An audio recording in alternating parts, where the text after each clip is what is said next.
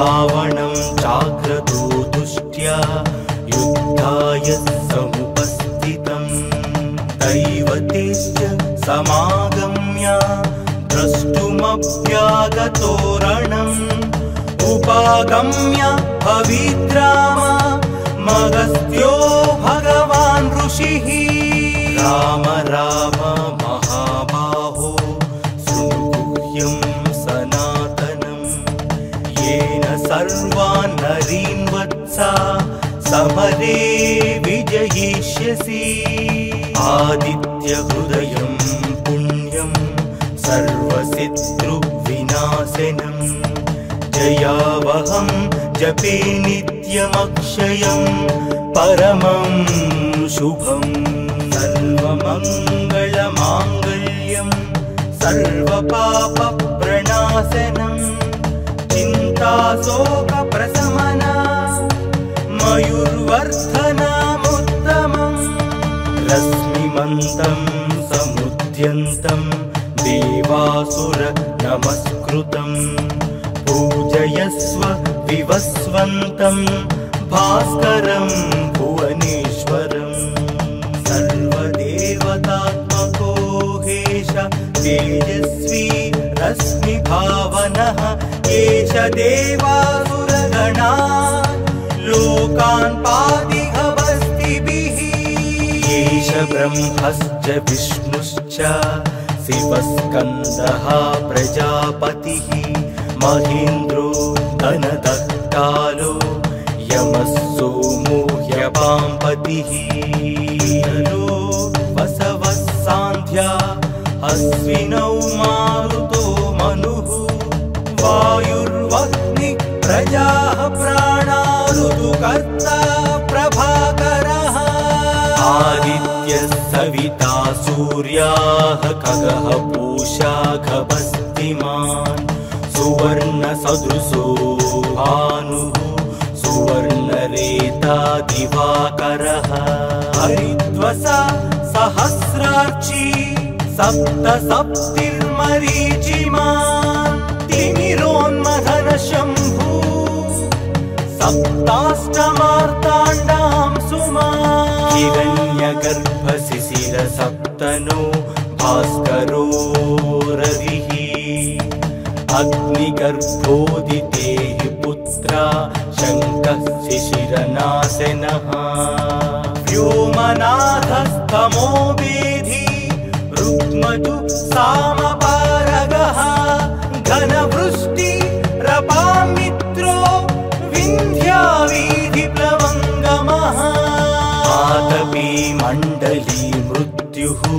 पिङ्गलः सर्वतापनः रविर्विशो महातेजो रक्तः सर्वभवोद्भवः नक्षत्र ग्रहतारणा मधिपो विश्वभावनः तेजसामपि तेजस्वी द्वादशात्मा नमोऽस्तु ते नमः पूर्वाय गिरये पश्चिमायात्रये नमः ज्योतिर्गणानां पतये दिनाधिपतये नमः जयाय जयभद्राय हर्यस्वाय नमो नमः नमो नमः सहस्रांशो आदित्याय नमो नमः नमः उग्राय वीराय सारंगाय नमो नमः नमः पद्मप्रबोधाय मार्ताण्डाय नमो नमः ब्रह्मेशानाच्युतेशाय सूर्यायादित्यवर्चसे भास्वते सर्वभक्षाय रौद्राय वपुषे नमः तमोघ्नाय हिमघ्नाय शत्रुघ्नाय मितात्मने कृतघ्नघ्नाय देवाय ज्योतिषां पतये नमः सप्तचामीकराभाय वग्नये विश्वकर्मणे नमस्तमोभिनिघ्नाय रवये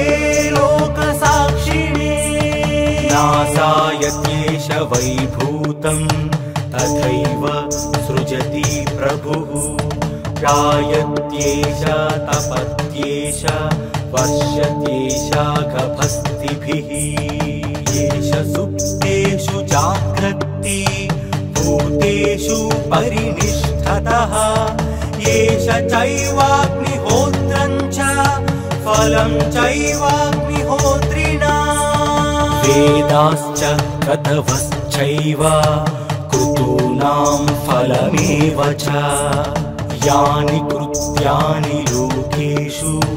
सर्वयेषु रविः प्रभुः येन मापत्सु कृत्येषु कान्तारेषु भयेषु च कीर्तियन् पुरुषः कश्चिन्नावसीदति राघवा पूजया स्वैनमेकाग्रो देवदेवं जगत्पतिम् एतत् त्रिगुणितं जप्त्या युद्धेषु विजयिष्यसि अस्मिन् क्षणे महाबाहो रावणं त्वं वदिष्यसि एवमुक्त्या तदागस्तो जगाम च यथागतम् एतच्छ्रुत्वा महातेजा नष्टशोको भवत्तदा धारयामास सुप्रीतो राघवः प्रयतात्मवान् आदित्यं प्रेक्ष्य जप्त्यातु परं हर्षमवाप्तनवान् त्रिराचम्य शुचिः भूत्वा धनुराधाय वीर्यवान् रावणं प्रेक्ष्य हृष्टात्मा युद्धाय समुपागम सर्वयत्नेन महतावधे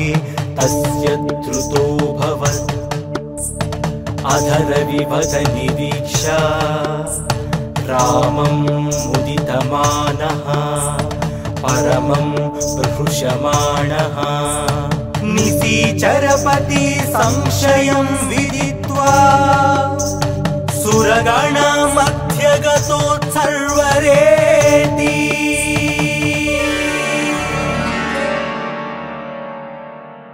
ततो युद्धपरिश्रान्तं समरे चिन्तया स्थितं रावणं चाग्रतो दुष्ट्या युद्धाय समुपस्थितम् दैवतेश्च समागम्य द्रष्टुमभ्यागतो रणम् उपागम्य भविद्राम मगस्त्यो भगवान् ऋषिः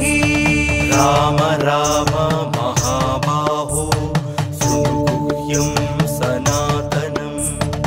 येन सर्वान् नरीन् वत्सा समरे विजयिष्यसि आदित्यहृदयं पुण्यं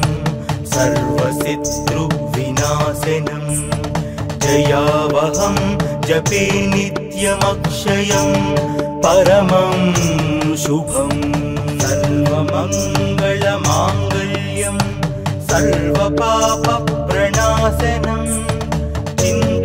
चिन्ताशोकप्रशमना मयूर्वर्धनमुत्तमम् रश्मिमन्तं समुद्यन्तं देवासुर नमस्कृतं पूजयस्व विवस्वन्तं भास्करं भुवनेश्वरम् सर्वदेवतात्मको हेश तेजस्वी रश्मिभावनः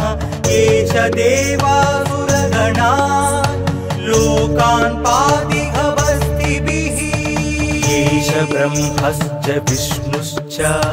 शिवस्कन्दः प्रजापतिः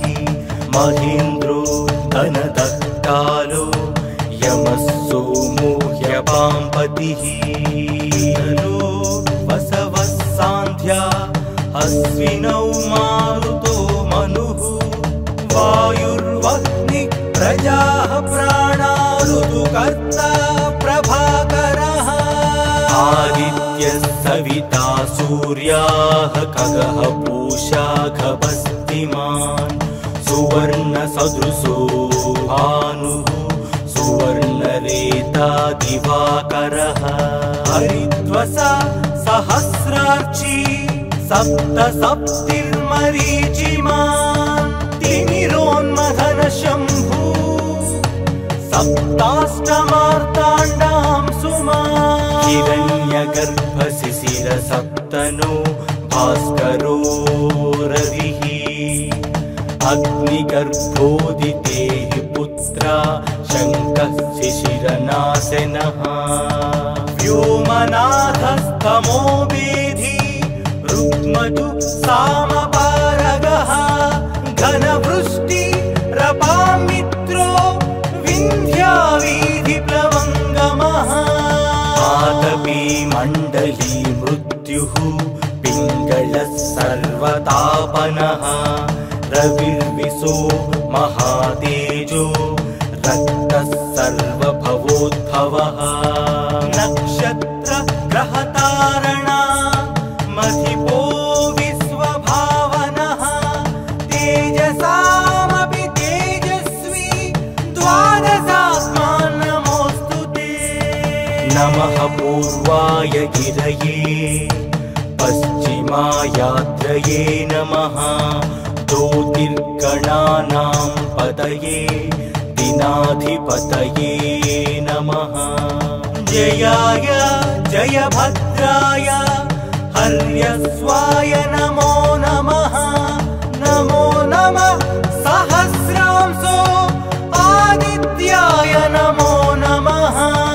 नमः उग्राय वीराय सारंगाय नमो नमः नमः पद्मप्रबोधाय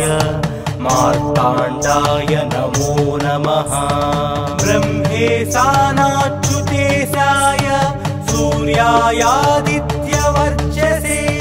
भास्वते सर्वभक्षाय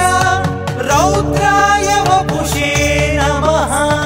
तमोघ्नाय हिमघ्नाय शत्रुघ्नाय मितात्मने कृतघ्नघ्नाय देवाय ज्योतिषां पतये नमः सप्तचामीकराभाय वग्नये विश्वकर्मणे नमस्तमोभिनिघ्नाय रवये लोकसाक्षिणे नासाय केशवैभूतं तथैव सृजति प्रभुः गायत्येष तपत्येष वर्षत्येष गभस्तिभिः येष सुप्तेषु जाग्रत्ति भूतेषु परिनिष्ठतः येष चैवाग्निहोत्रं च फलं चैवाग्निहोत्रिणाम् वेदाश्च क्रतवश्चैव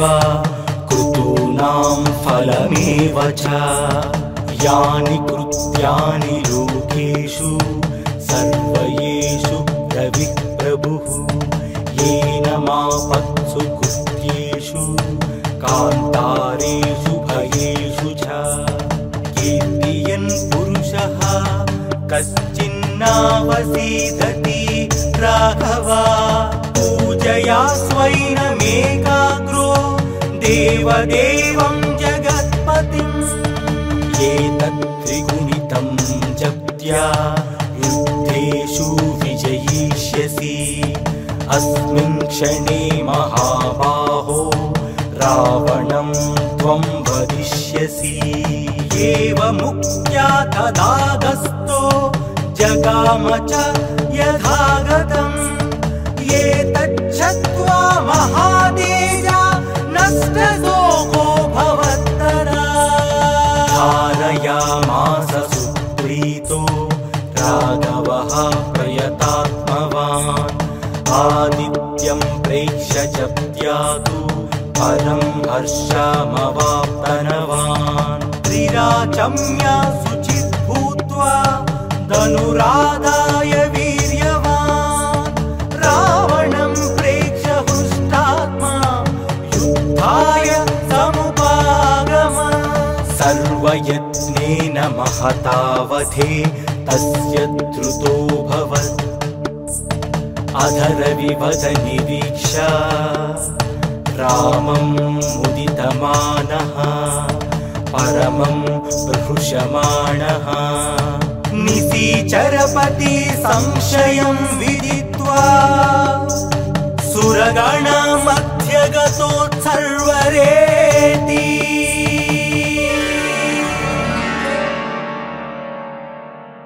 ततो युद्धपरिश्रान्तं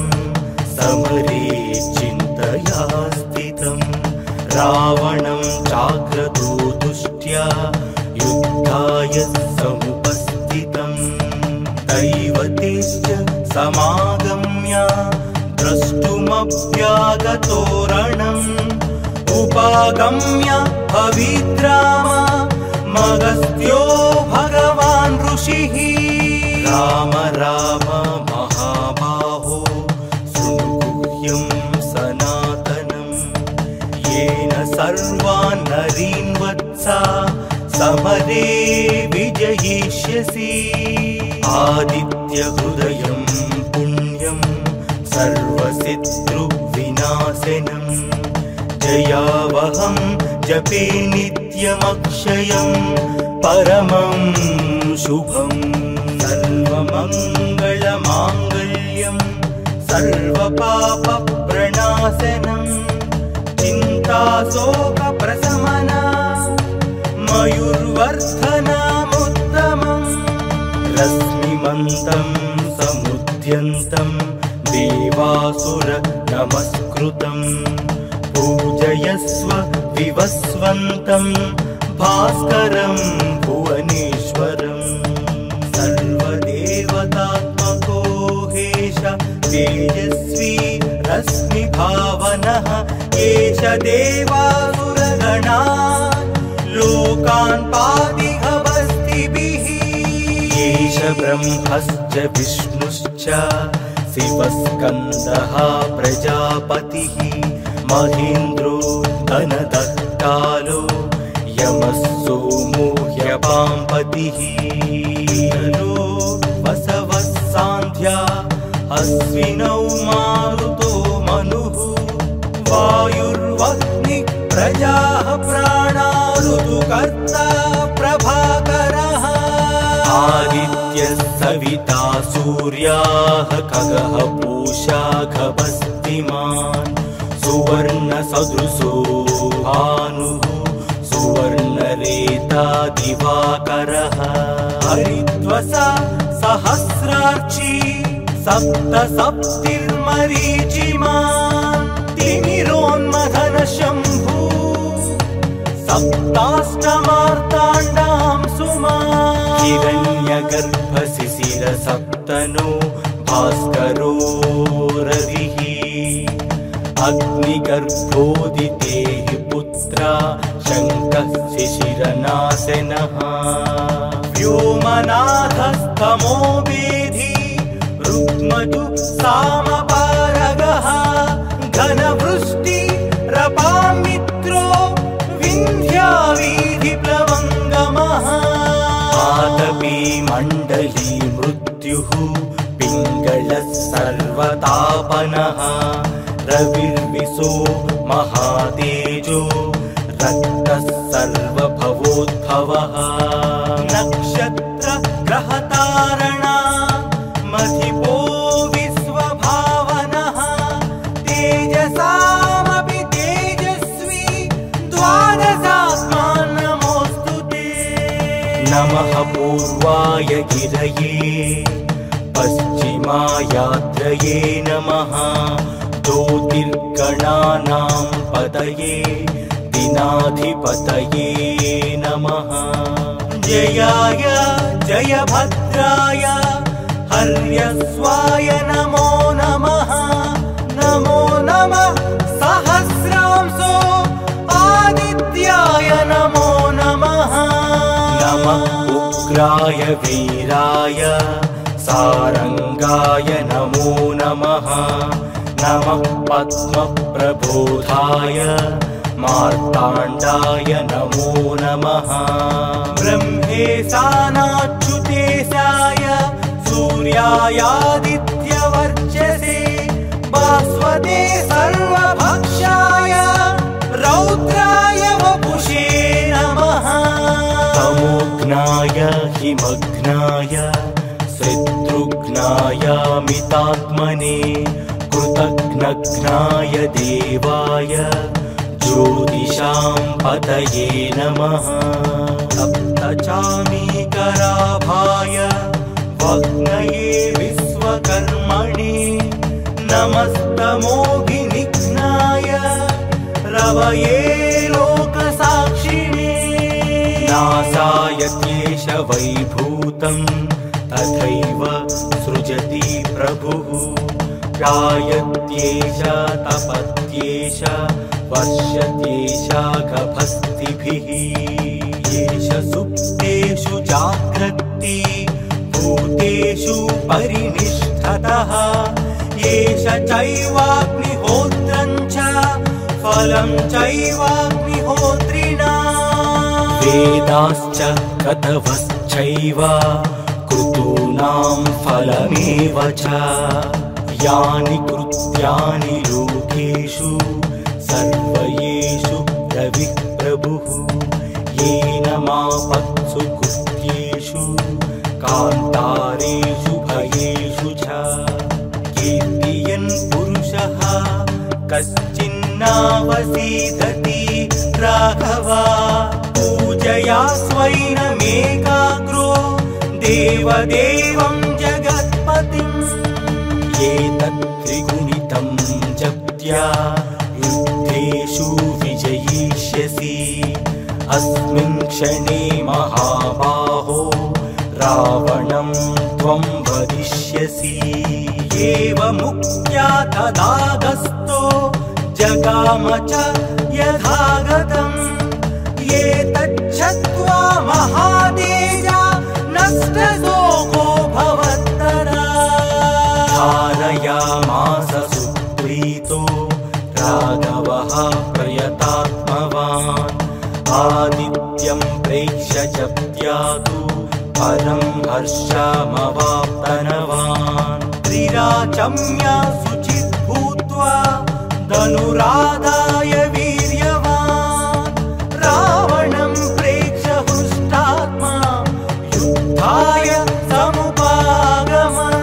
सर्वयत्नेन महतावधे तस्य द्रुतोऽभवत् अधरविवद निरीक्ष्य रामं मुदितमानः परमं प्रहृषमाणः निशिचरपति संशयं विदित्वा सुरगणमध्यगतोत्सर्वरेति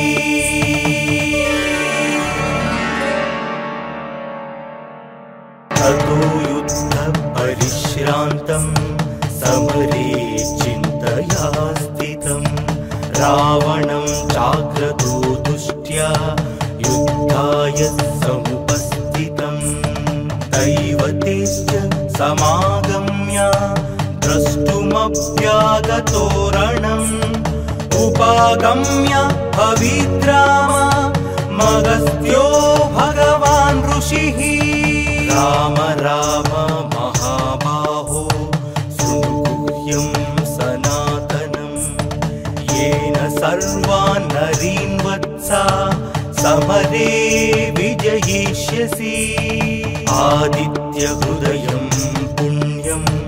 सर्वशत्रुविनाशनं जयावहं जपे नित्यमक्षयं परमं शुभम् सर्वमङ्गलमाङ्गल्यं सर्वपापप्रणाशनं चिन्ताशोकप्रशमना मयूर्वर्धनमुत्तमम् रश्मिमन्तं समुद्यन्तं देवासुर नमस्कृतं पूजयस्व विवस्वन्तं भास्करं भुवनेश्वरम् सर्वदेवतात्मको हेश तेजस्वी रश्मिभावनः एष देवासुरगणा लोकान् पादिघवस्तिभिः एष ब्रह्मश्च विष्णुश्च शिवस्कन्दः प्रजापतिः महेन्द्रो धनदत्तालो यमः सोमो ह्यपाम्पतिः वसवः सान्ध्या अश्विनौ मारुतो मनुः वायुर्वह्निः प्रजाः प्राणा ऋतुकर्ता प्रभाकरः आदित्यः सविता सूर्याः खगः पूषा खगस्तिमान् सुवर्णसदृशो भानुः सुवर्णरेता दिवाकरः हरिद्वसा सहस्रार्ची सप्तसप्तिर्मरीचिमान् तिमिरोन्मथन शम्भु सप्ताष्टमार्ताण्डां सुमान् हिरण्यगर्भशिशिर सप्तनो भास्करो रविः अग्निगर्भोदितेः पुत्रा शङ्कः शिशिरनाशनः व्योमनाथस्तमो वेधी रुक्मतु सामपारगः घनवृष्टि रपामित्रो विन्ध्यावीधिप्लवङ्गमः आतपी मण्डली मृत्युः पिङ्गलः सर्वतापनः रविर्विशो महातेजो रक्तः सर्वभवोद्भवः नक्षत्र ग्रहतारणा मधिपो विश्वभावनः तेजसामपि तेजस्वी द्वादशात्मा नमोऽस्तु ते नमः पूर्वाय गिरये पश्चिमायात्रये नमः ज्योतिर्गणानां पतये दिनाधिपतये नमः जयाय जयभद्राय हर्यस्वाय नमो नमः नमो नमः सहस्रांशो आदित्याय नमो नमः नमः उग्राय वीराय सारंगाय नमो नमः नमः पद्मप्रबोधाय मार्ताण्डाय नमो नमः ब्रह्मेशानाच्युतेशाय सूर्यायादित्यवर्चसे भास्वते सर्वभक्षाय रौद्राय वपुषे नमः तमोघ्नाय हिमघ्नाय शत्रुघ्नाय मितात्मने कृतघ्नघ्नाय देवाय ज्योतिषां पतये नमः सप्तचामीकराभाय वग्नये विश्वकर्मणे नमस्तमोभिनिघ्नाय रवये लोकसाक्षिणे नासाय क्लेश वैभूतं तथैव सृजति प्रभुः गायत्येष तपत्येष वर्षत्येष गभस्तिभिः येष सुप्तेषु जाग्रत्ति भूतेषु परिनिष्ठतः येष चैवाग्निहोत्रं च फलं चैवाग्निहोत्रिणा वेदाश्च कतवश्चैव कृतूनां फलमेव च यानि कृत्यानि लोकेषु सर्वयेषु रविः प्रभुः येन मापत्सु कृत्येषु कान्तारेषु भयेषु च कीर्तियन् पुरुषः कश्चिन्नावसीदति राघव पूजया स्वैनमेकाग्रो देवदेवं जगत्पतिम् एतत् त्रिगुणितं जप्त्या युद्धेषु विजयिष्यसि अस्मिन् क्षणे महाबाहो रावणं त्वं वदिष्यसि एवमुक्त्या तदागस्तो जगाम च यथागतम् एतच्च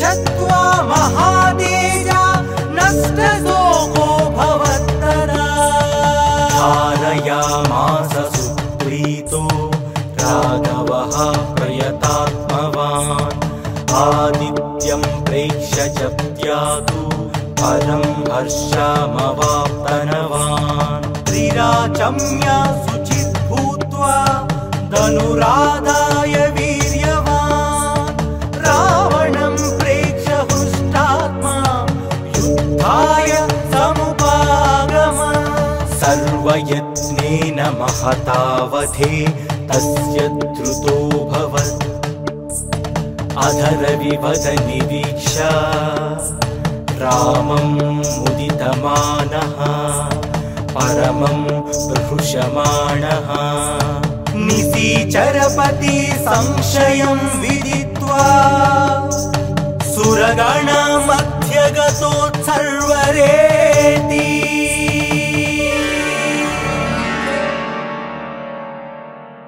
ततो युद्धपरिश्रान्तं समरे चिन्तया स्थितं रावणं चाग्रतो दुष्ट्या युद्धाय समुपस्थितं दैवतेश्च समागम्य द्रष्टुमप्यागतो रणम् उपागम्य भविद्राम मगस्त्यो भगवान् ऋषिः राम राम महाबाहो शृणुगुह्यं सनातनं येन सर्वान् नरीन् वत्सा समरे विजयिष्यसि आदित्यहृदयं पुण्यं सर्वशत्रुविनाशनं जयावहं जपे नित्यमक्षयं परमं शुभम् सर्वमङ्गलमाङ्गल्यं सर्वपापप्रणाशनं चिन्ताशोकप्रशमना मयूर्वर्धनमुत्तमम् रश्मिमन्तं समुद्यन्तं देवासुर नमस्कृतं पूजयस्व विवस्वन्तं भास्करं भुवनेश्वरम् सर्वदेवतात्मको हेश तेजस्वी रश्मिभावनः एष देवासुरगणान् लोकान् पातिहवस्तिभिः एष ब्रह्मश्च विष्णुश्च शिवस्कन्दः प्रजापतिः महेन्द्रो धनदत्तालो यमः सोमो ह्यपाम्पतिः वसवः सान्ध्या अश्विनौ मारुतो मनुः वायुर्वह्नि प्रजाः प्राणा ऋतुकर्ता प्रभाकरः आदित्यः सविता सूर्याः खगः पूषा खभस्तिमान् सुवर्णसदृशो भानुः सुवर्णरेता दिवाकरः हरिद्वसा सहस्रार्ची सप्तसप्तिर्मरीचिमान् तिमिरोन्मथन शम्भु सप्ताष्टमार्ताण्डां सुमान् हिरण्यगर्भशिशिर सप्तनो भास्करो रविः अग्निगर्भोदिते हि पुत्रा शङ्कः शिशिरनाशनः व्योमनाथस्तमो वेधी रुक्मजु सामपारगः घनवृष्टि रपामित्रो विन्ध्यावीधिप्लवङ्गमः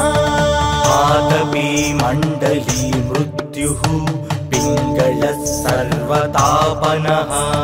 रविर्विशो महातेजो रक्तः सर्वभवोद्भवः नक्षत्र ग्रहतारणा मधिपो विश्वभावनः तेजसामपि तेजस्वी द्वादशात्मा नमोऽस्तु ते नमः पूर्वाय गिरये पश्चिमायाद्रये नमः ज्योतिर्गणानां पतये दिनाधिपतये नमः जयाय जयभद्राय हर्यस्वाय नमो नमः। नमो नमः सहस्रांशो आदित्याय नमो नमः। नमः उग्राय वीराय सारंगाय नमो नमः। नमः पद्मप्रबोधाय मार्ताण्डाय नमो नमः। ब्रह्मेशानाच्युतेशाय सूर्यायादित्यवर्चसे भास्वते सर्वभक्षाय रौद्राय वपुषे नमः। तमोघ्नाय हिमघ्नाय शत्रुघ्नाय मितात्मने कृतघ्नघ्नाय देवाय ज्योतिषां पतये नमः। सप्तचामीकराभाय वग्नये विश्वकर्मणे नमस्तमोघिनिघ्नाय रवये लोकसाक्षिणे। नासाय क्लेश वैभूतं तथैव सृजति प्रभुः। गायत्येष तपत्येष वर्षत्येष गभस्तिभिः। येष सुप्तेषु जाग्रत्ति भूतेषु परिनिष्ठतः। येष चैवाग्निहोत्रं च फलं चैवाग्निहोत्रिणा। वेदाश्च क्रतवश्चैव क्रतूनां फलमेव च। यानि कृत्यानि लोकेषु सर्वयेषु रविः प्रभुः। येन मापत्सु कृत्येषु कान्तारेषु भयेषु च। कीर्तियन् पुरुषः कश्चिन्नावसीदति राघवा। पूजया स्वैनमेकाग्रो देवदेवं जगत्पतिम्। एतत् त्रिगुणितं जप्त्या युद्धेषु विजयिष्यसि। अस्मिन् क्षणे महाबाहो रावणं त्वं वदिष्यसि। एवमुक्त्या तदागस्तो जगाम च यथागतम्। एतच्छ्रुत्वा महातेजा नष्टशोको भवत्तदा। धारयामास सुप्रीतो राघवः प्रयतात्मवान्। आदित्यं प्रेक्ष्य जप्त्यादु परं हर्षमवाप्तनवान्। त्रिराचम्य शुचिः भूत्वा धनुराधाय वीर्यवान्। रावणं प्रेक्ष्य हृष्टात्मा युद्धाय समुपागम। सर्वयत्नेन महतावधे तस्य द्रुतोऽभवत्। अधरविवद निरीक्ष्य रामं मुदितमानः परमं प्रहृषमाणः। निशिचरपति संशयं विदित्वा सुरगणमध्यगतोत्सर्वरेति।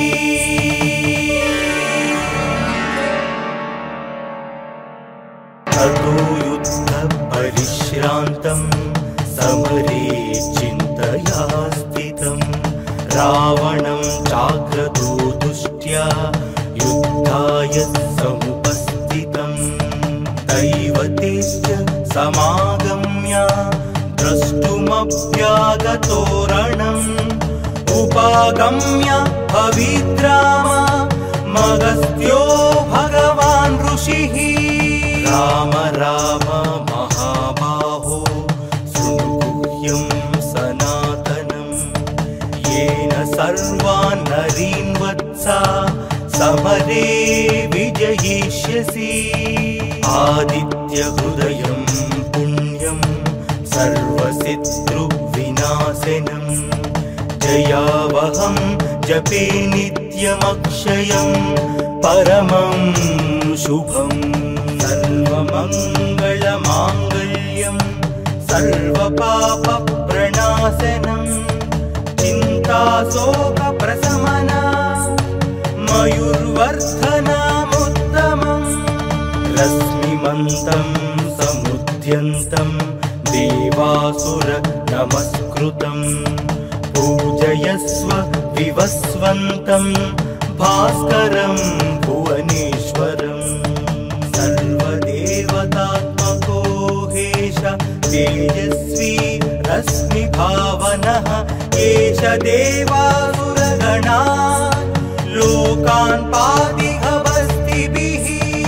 एष ब्रह्मश्च विष्णुश्च शिवस्कन्दः प्रजापतिः महेन्द्रो धनदः कालो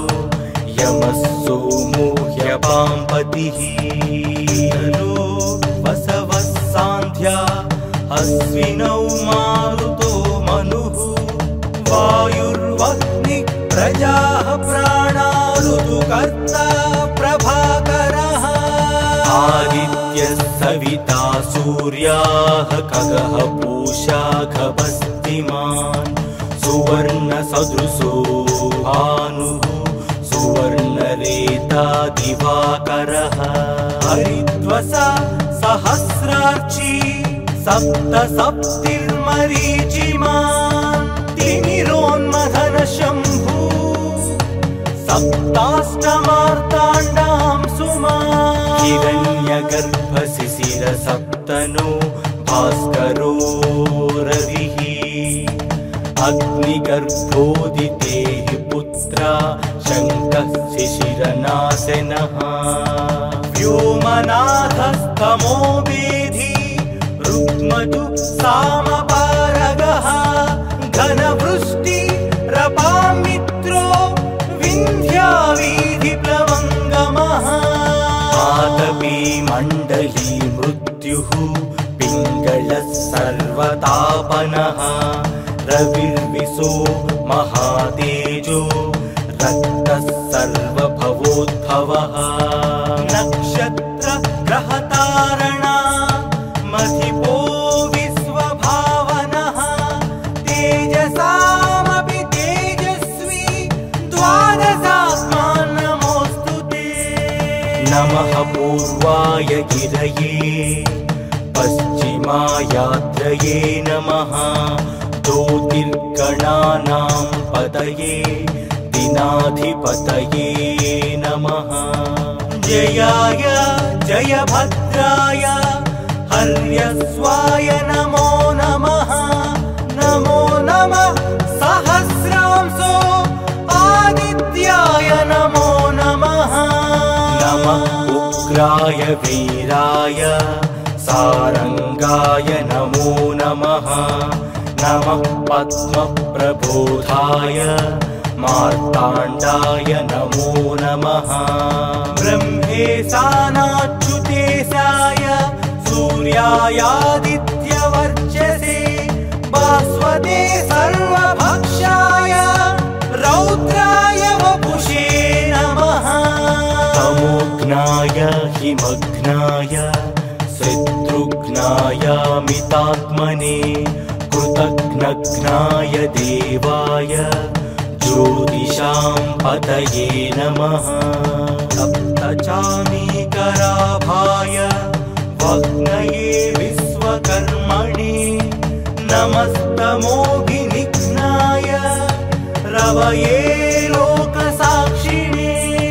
नासाय केशवैभूतं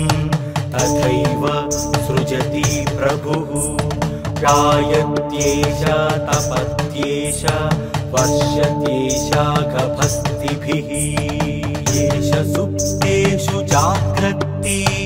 भूतेषु परिनिष्ठतः येष चैवाग्निहोत्रं च फलं चैवाग्निहोत्रिणा वेदाश्च क्रतवश्चैव क्रतूनां फलमेव च यानि कृत्यानि लोकेषु सर्वयेषु रविः प्रभुः येन मापत्सु कृत्येषु कान्तारेषु भयेषु च कीर्तियन् पुरुषः कश्चिन्नावसीदति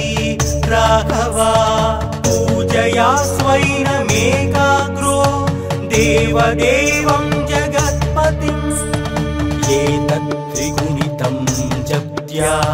युद्धेषु विजयिष्यसि अस्मिन् क्षणे महाबाहो रावणं त्वं वदिष्यसि एवमुक्त्या तदागस्तो जगाम च यथागतम् एतच्छ्रुत्वा महातेजा नष्टशोको भवत्तदा धारयामास सुप्रीतो राघवः प्रयतात्मवान् आदित्यं प्रेक्ष्य च त्यातु परं हर्षमवाप्तनवान् त्रिराचम्या शुचित् भूत्वा धनुराधाय वीर्यवान् रावणं प्रेक्ष्य हृष्टात्मा युद्धाय समुपागमन् सर्वयत्नेन महतावधे तस्य द्रुतोऽभवत् अधरविवदनिरीक्ष्य रामं मुदितमानः परमं प्रहृषमाणः निशिचरपति संशयं विदित्वा सुरगणमध्यगतोत्सर्वरे